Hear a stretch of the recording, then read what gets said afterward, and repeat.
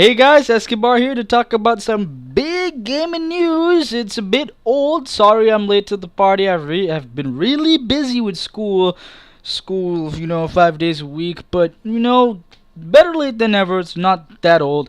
I'm here to talk about, of course, Far Cry 4 and the new Xbox One changes and policies. So let's start with Far Cry 4. Far Cry 4 has been announced for almost all the consoles except for the Wii U, sadly. Well, they dropped the ball on that one, but we're not here to talk about that. Far Cry 4 has been announced, and it'll be out in November 18th for North America and November 20th in Europe for the Xbox One, Xbox 360, PlayStation 4, PlayStation 3, and PC. It is set in Kyrat, a fiction Himalayan region ruled by a despotic self-appointed king, which was actually in a rumor a while ago, but we couldn't confirm it because, it's a rumor. So we'll see it. They won't say much till E3 in June, but as usual, Far Cry 4 revolves around weapons, animals, and vehicles to allow players to create and tell emergent stories. So, what do I think about this? This is totally good news because Far Cry 3 was an amazing game in 2012. That was a year where wasn't really many good games. Compared to 2013, of course, it was better. But yeah, so this is actually good news because we're starting to see now some big players and some big reasons why we can actually play games on next gen. So obviously, Far Cry 4 will be definitive versions are the PS4, Xbox One, and PC. With PC, obviously, is the best version. But finally, we have a big game to play on our next gen consoles, such as this, Evolve, and Batman Arkham Knight. So it's always good to see these new big AAA games finally coming on to next gen. And yeah, I'm definitely supporting Far Cry 4. I love the hell out of Far Cry 3. I recommended it to RaidenHides. He was a bit late to the party, but yeah, hell yeah, he loved it too because it had a lot of stealth and he really liked stealth. So it's good news, Far Cry 4. I don't know if it's made by the same studio. Is it made by the same studio? Let's check it out. Let me take a look here. Is it Ubisoft Montreal? Yep, it is by Ubisoft Montreal, so it's the same studios. And the bad guy, he looks really interesting. Has like this pink suit. One of my friends joked that he looked a bit gay. I don't know.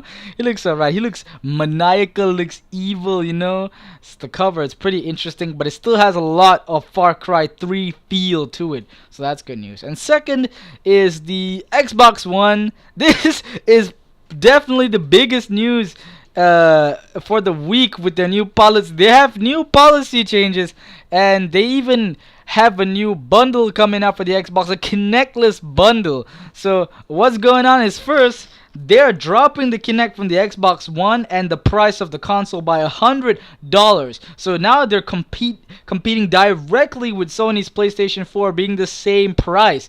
And you used to have Xbox Live Gold membership to go to entertainment apps like Netflix or Hulu, which was pretty stupid because you already had to pay for Netflix and Hulu, and then you had to pay for Xbox Live Gold to...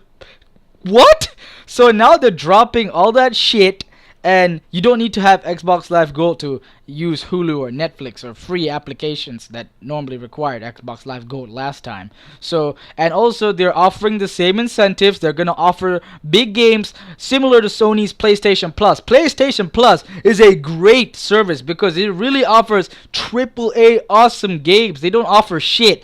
I mean, Xbox Gold is pretty good so far. They've been offering some good games, but some of them have been absolute garbage. Like, who gives a crap about Fable anymore? Like, okay, so... And what else here? We are entertainment apps, Skype, Internet Explorer are out from the Gold Live subscription requirement. That's good, which is a good move. And the next step is to drop the requirement for free-to-play and MMO titles. So they haven't done that, I think, but... they should have done it. So this is great news. Microsoft is coming back, but a bit too late. They should have done this from the beginning. I mean, the PS4 is outselling the Xbox One, but it's not really giving it an ass whooping. The Xbox One is a bit far from it, but not too much. So this is actually good news. I'm happy for Microsoft. I'm so glad that they're doing this.